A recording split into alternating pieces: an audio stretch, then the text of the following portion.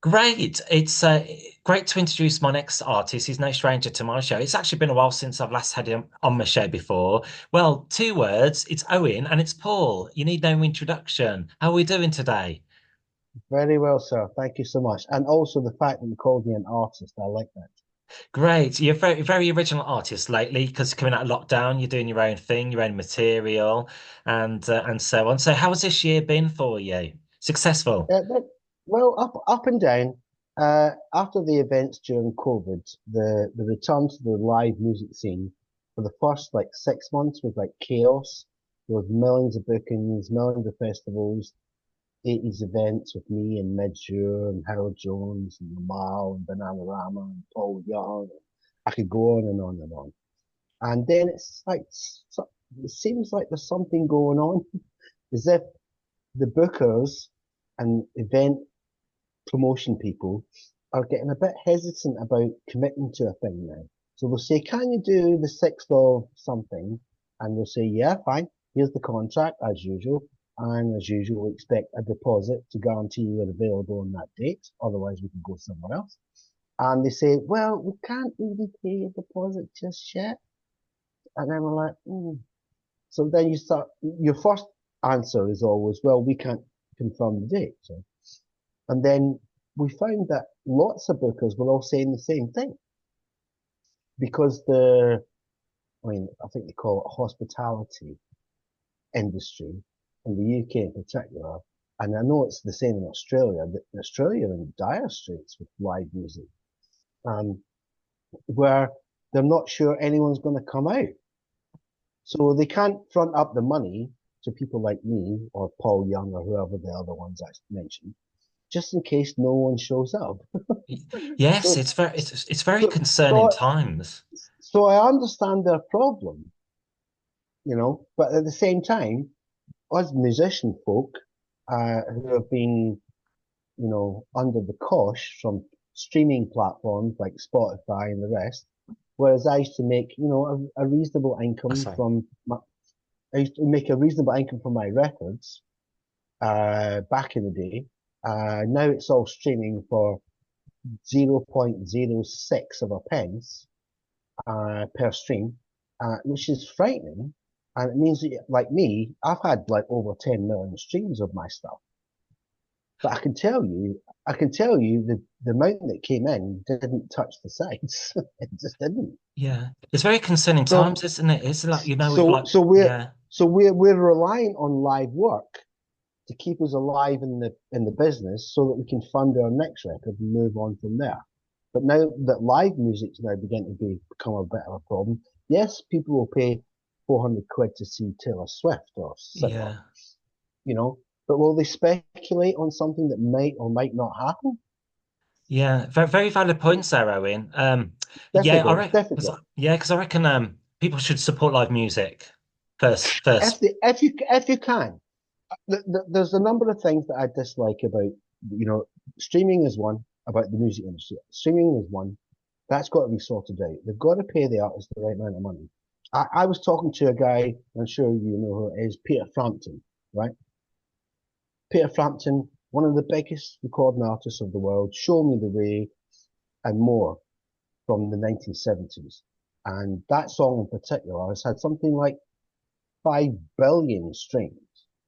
And then he showed me the check he got for those streams, and it was 11 grand. hmm, that Now, I'm doesn't sorry, equate, does it?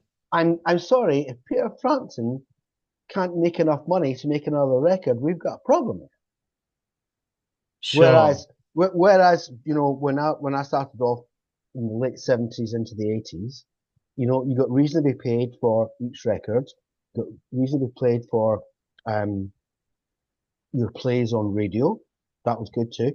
And then therefore you could fund your next project and move on. And you could pay all your musicians and crew and all the staff and la la la. And even though I'm now talking on it, because I've succumbed to the system, internet radio stations are a nightmare. They never register the songs they play. They Hmm. don't pay any money for them. I've been on millions of interviews. Then I say to my manager, make sure they check what songs they played and whatever. And they never register anything. Therefore, I don't get my 50 pence. Hmm. Hmm. And that is, I'm running out of ways to make income. Yeah, yeah. That's very valid points. Yeah, and it's sometimes good to like, get your point across with matters like that.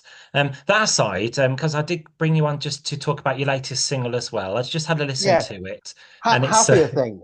yeah, I listened to your single, and it's a nice song for this time of year. It's quite meaningful, and Thank you. it's a bit like the other songs you've released in the in the past about like, this time of year you're missing loved ones and so on. What's your take on the record and how you wanted the listener to perceive it? It's a very, very simple song, as the listener will hear. It's almost, reverting back to like what I call old traditional folk songs. And it deals with loneliness, one, Christmas time especially, loneliness. There are many people that are on their own who shouldn't be, and you should just chat the door of our neighbour and, say hi, everything okay, blah, blah. But it's also about togetherness, that we are better as two when we're together than as one on our own. That's the Mm, basic premise of the song. great. And it's available, like, I know you mentioned like, various streaming platforms. Yeah, I won't give them the privilege of naming them, but people can obviously listen to the record on there. What's it called? yeah, it's called Fly With Me, and you can get it on Apple, iTunes, you can download it from there, and Amazon, and the owenpaul.com actually. And the streaming platforms will leave out on this moment. Great. And do you have an official website where people can like visit you and like, look at any Yes, merchandise and buy yeah, CDs physical? yes, they can, and it's the owenpaul.com. Fantastic. And will you be releasing a new album for 2025? Is that looking promising Well, for you? well, I've been saying I've been releasing an album for like 4 years. But again, one of the sort of upsides of the modern technology of things and computers and stuff is that, you know, in the olden days, I'd have to schedule a release and then tell my record company, which was Sony at the time, and then they'd go, okay, we need 8 weeks for that, and then it'll be out on this time in July or whatever, blah. Whereas right now, with computers and the technology and the internet, I can record a thing in the morning and it can be available that evening, right? So when I kept saying to people, yes, I've got a new album. It's called Overblown Superstar, which it still is, by the way, and and it'll be out in the next year or so. And then I found myself writing another song and another song and another song and another song and then releasing another song and another song. So it became broken up into little individual moments rather than a piece. But we're still aiming for the piece to arrive, probably in, it's going to sound like poetry, to arrive in 2025. Brilliant. Well, that's the 2000 years and a quarter. So that's kind of a I'll, good I'll, I'll take milestone. it. I'll take it. Yeah. Just hope it won't be like 2020. I thought 2020 would be a good year. Like, Yeah, but but COVID ruined that, didn't it it? did, it did. And But and the people, but there was a lot of upsides during the COVID times, right? yeah. Obviously, I'm the same as everyone else. We were stuck in our homes and we couldn't go anywhere. The live work was gone and all that. But if you happen to be living in a place where you had a recording studio, like I did, then you could keep. I actually made more records during the COVID Mm, 18 months than I had done for 10 years mm. And because I know, because suddenly that's all I yeah, had. yeah. I remember during those times I'd done a few interviews with you, and I highly recommend my listener to refer back to those interviews with you, DJ Dennison and Owen Paul, because that people can actually listen back to the interview, and everyone was like in their own houses, and that's what we Yeah, were talking about. It was strange times and it familiar was times. incredible. It was incredible, and I remember there was like 2 weeks gone by, and I was like, okay, what am I actually going to do here? This is interesting. And I told my children I was going to the studio and I was going to stay there so I could record stuff. And I thought lockdown would be 2 weeks or something. So I said to my children, I'll see you in a couple of weeks, right? 18 months later, I was still there. But what I suddenly, after the 2 weeks of being there, I suddenly thought, hang on, if I'm stuck and I can't do anything except record, that will probably mean that Toya is free and stuck and can't do anything other than record. And Lee John from Imagination is stuck and free and well, etc. Glenn Matlock from the Sex Pistols is free. Guys from Simple Minds are free. Guy from Big Country are free. So Hmm. I sent out a track to all of them, and I said, guys, this is not a song. I said, but you have no excuse not to do it because you're sitting there at home doing nothing. I said, so you can't turn me down going, well, I'm on tour around America, haha. So I'll get back to you when I come home. No, you're at home. I know you are. And to a man, woman, child, they all did it. And they Hmm. played on a track. They played on one of my tracks called My Favorite Waste of Yeah. Time, the lockdown chorus. And there's people like Carol Decker from Chappelle, Cheryl Baker from The Fizz, um, Matt Lucas, the comedian, he's on it.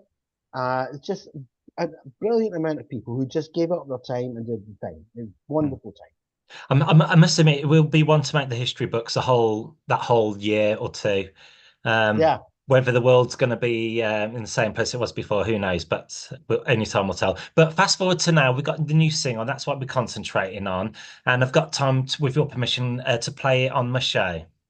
that'd be lovely. Thank you so All much. right then, Owen. Nice chatting with you, and like, putting the the state of what's the guess the music business at present, how it could be better to It's the write. reality. It's the reality. We live and learn. We move on. Great. Well, nice chatting with you this evening, or today, wherever this interview goes out in the world. And very best of luck. Hope you have a great, restful rest of the year. Okay. Thank you so much, Danny. No problem.